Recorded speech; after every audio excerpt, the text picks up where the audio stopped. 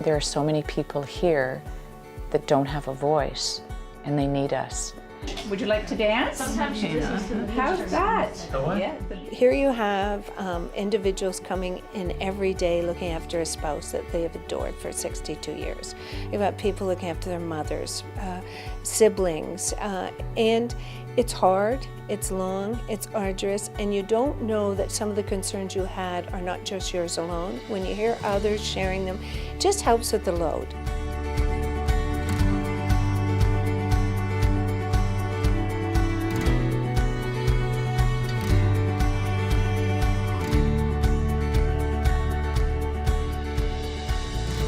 A family council is a group of dedicated family members and friends of residents who gather together to improve the lives of their loved ones living in a long-term care home through peer support for members, facilitating communication, advocating regarding collective concerns, and learning and exchanging information.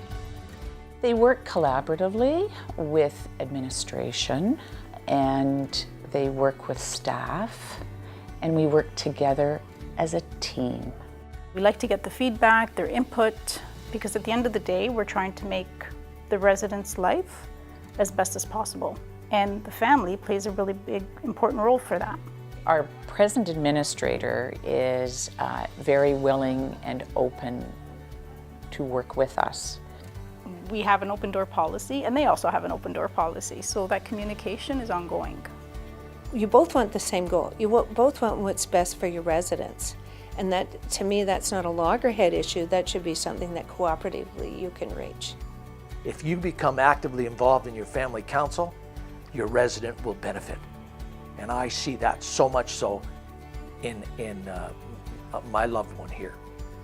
They know me by name when I walk in the halls, and they tell me about my loved one. And I wouldn't have it any other way. Family councils can affect real change, including helping make a long-term care home more accessible and welcoming. We have a lovely campus here at Providence Healthcare.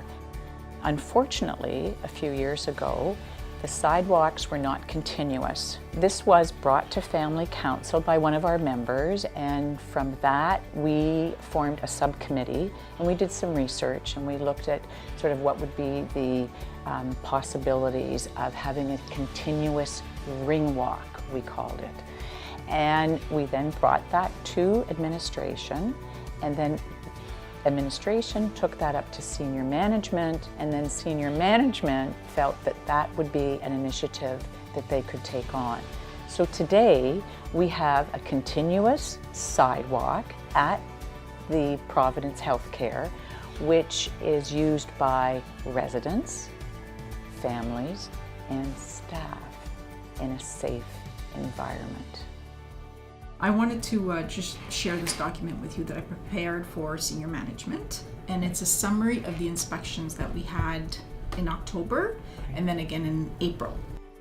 A family council can also make positive contributions to the programs and services available to residents. We today have a palliative care committee, which is multidisciplinary. Family Council has been asked to sit on that committee. I feel that is remarkable, and that looks to the partnership and that they appreciate and want our advice and our opinions. Giving you a little bit of a massage. A little massage on your knee. Anne does not recognize me anymore. She hears me. Unfortunately, to this day, we do not have any meaningful conversations. Anne loves music, and so what I did through the Alzheimer's Society, I got her an iPod, and we listened to music together. And actually from that, I was quite strong in spearheading the iPod project here at the houses, to the extent now we have an iPod committee that I am part of with other committee members here at the houses. Peer support is an important aspect of family councils. Family Council members support each other in a variety of ways, from simply being a sounding board to offering practical advice. My husband was having this odd cough, and I sort of asked around, and other people said their loved ones had gone through that too, and that that's why they have to have a puree meal, because you can cough and that can turn into pneumonia if some of the cough would get caught and go into your lungs. And I thought, oh, where else would I have heard that? It's helped me in some of those sad moments. There has been sad moments that I have experienced here, and knowing that I can just either call someone or see someone in the hall and embrace them and sort of help me get over that bit of a bump in the road.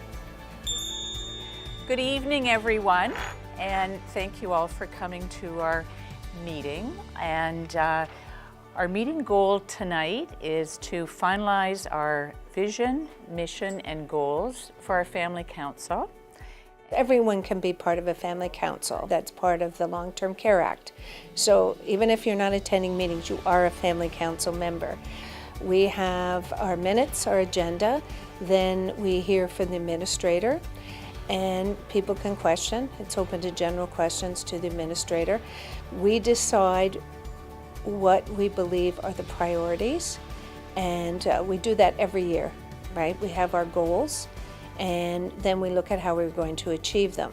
Family Council meetings also provide an opportunity to work on projects, plan special events, and educate members on a variety of topics. For example, last year we invited the Alzheimer's Society to come and provide education sessions for our membership, but also for the families at the houses. Setting up a family council is not a difficult process. Resources and support are readily available. Probably the first thing I'd say if you were starting a family council would be to go to Family Councils Ontario, which was a great resource for our family council when we set up. There's a booklet, there's practically everything you need, and I think it's highly effective. Their monthly e-bulletins are full of up-to-date information, access to webinars through the Family Councils Ontario, and also their excellent conferences that bring us all together from Ontario, where we can network with other family councils in Ontario. The Long-Term Care Homes Act details the powers of a family council, who can be a member, the role of the home staff, and more. The main reason why we're here is for the resident. And the families play an important role in that resident's life. So if we're going to look after our residents properly, we need to have the input from the family members. And they're advocating for their loved ones the same way we are advocating for the residents. So it's important to have that partnership and that resource available to the home. Our job as a family council should be to celebrate the remaining years of a resident's life, and I think it's a wonderful way to do that. And so how do we celebrate? I mean, we know they're not going to get better. We know they're not, it's not a case, it's not like a hospital drive. We should all be looking for ways to enhance the quality of life, to make each resident's life better. To learn more about how to start your own family council, visit the Family Councils Ontario website at www.fco.ngo or call toll-free 1-877-622-9968.